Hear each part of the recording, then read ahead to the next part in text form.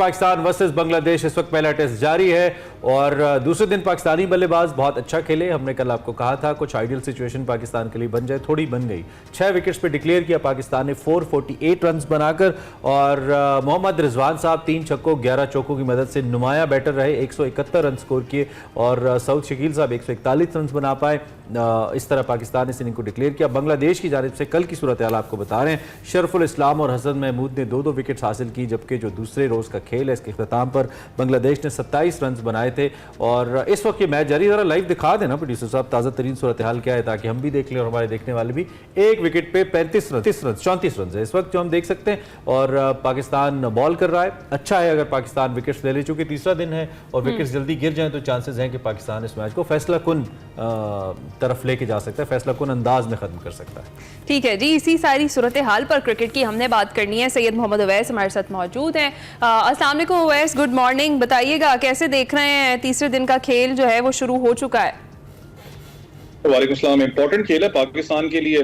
जैसे test championship of the line, आपको पता है पाकिस्तानी बैटिंग लाइनअप ने जो 3 खिलाड़ी पहले आउट हुए थे उससे बड़ा एक जबरदस्त रिकवर किया था।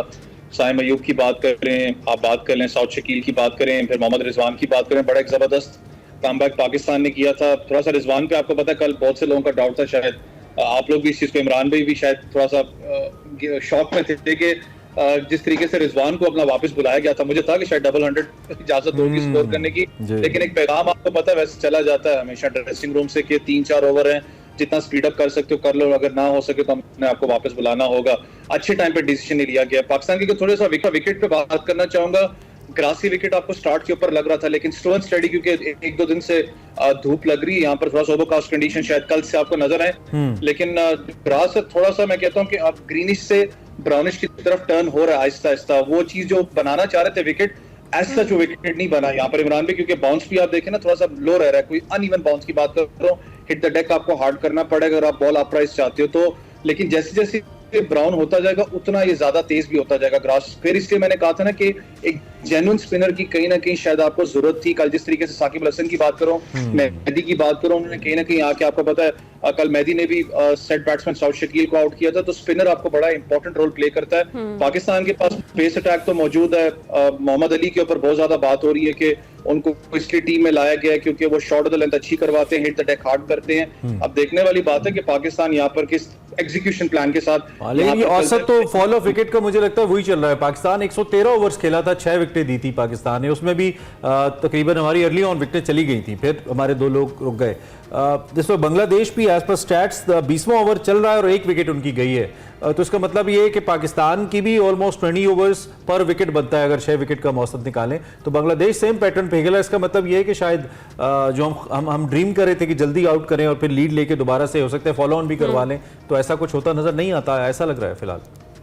नहीं, देखो मुश्किल होता है। अगर आप इमरान भाई कहें ना कि अगर फॉलो ऑन वाले मामले पे जाना है, फिर आपने आउट करना है, तो इसका मतलब आपने हर एक बॉलर को, जो आपके प्राइम फास्ट बॉलर्स को 2-2 विकेटों का तो कोटा देना पड़ता है कि आपने 2-2 विकेटें निकालनी। आसान नहीं होता क्योंकि आपने रेगुलर इंटरवल्स पे लेनी होती है। लेकिन अब तक की विकेट की बात करूं, पेसर्स की, नसीम शाह स्पेसिफिकली 13 महीने के बाद वापस आ रहे हैं। जिस तरीके से स्पेल उन्होंने अभी तक करवाया, मुझे लगा नहीं किसी 7-8 ओवर करवा चुके हैं, शायद 7 ही रन उन्होंने अभी तक दिए हैं, किसी एंगल से लगा नहीं। वो एक प्रेशर होता है ना कि आप 13 महीने के बाद आ रहे हो, बेशक बांग्लादेश क्यों ना खेल रहा हो, टेस्ट मैच का होता है। जिस तरीके से स्विंग करवा रहे हैं शाहीन पे, मैंने आपको कल भी बातें की थी कि एडेड ऑन प्रेशर होगा शाहीन शाह अफरीदी पे, जो साइकोलॉजिकल प्रेशर जो बिल्ड होता हुआ आया पीछे से, जो मामला पाकिस्तान क्रिकेट बोर्ड में है, तो ये बॉलर का होता है या बैट्समैन का कि मैंने अपने बॉल से जवाब देना, मैं स्ट्राइक फास्ट बॉलर हूँ।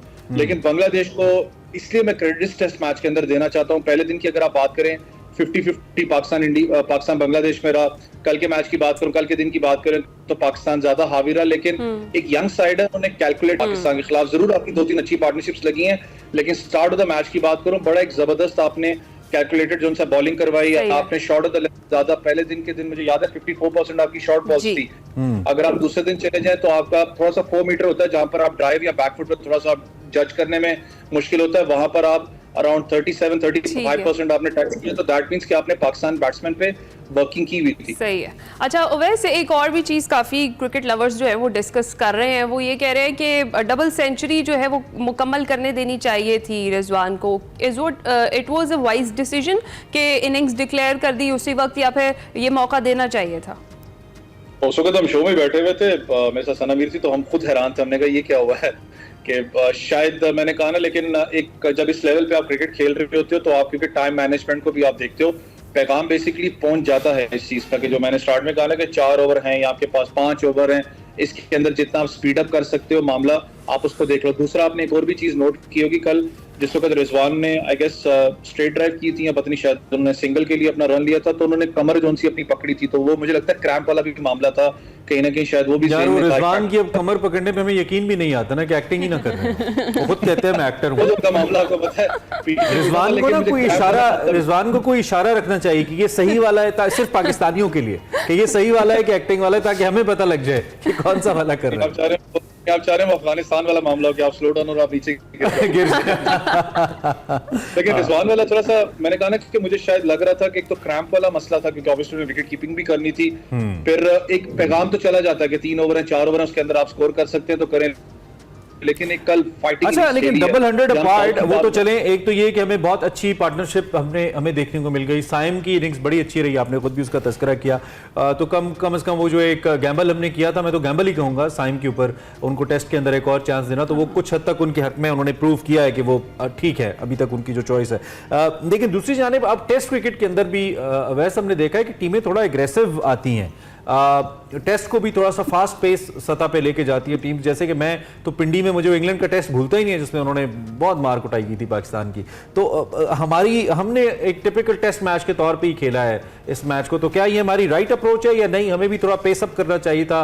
हैविंग प्लेयर लाइक सैम जो कि आके ओपन कर रहा है, तो हम एक तेज पेस की इनिंग्स भी खेल सकते थे, या आप मुतमईन है कि नहीं ऐसे ठीक है जैसे हुआ है?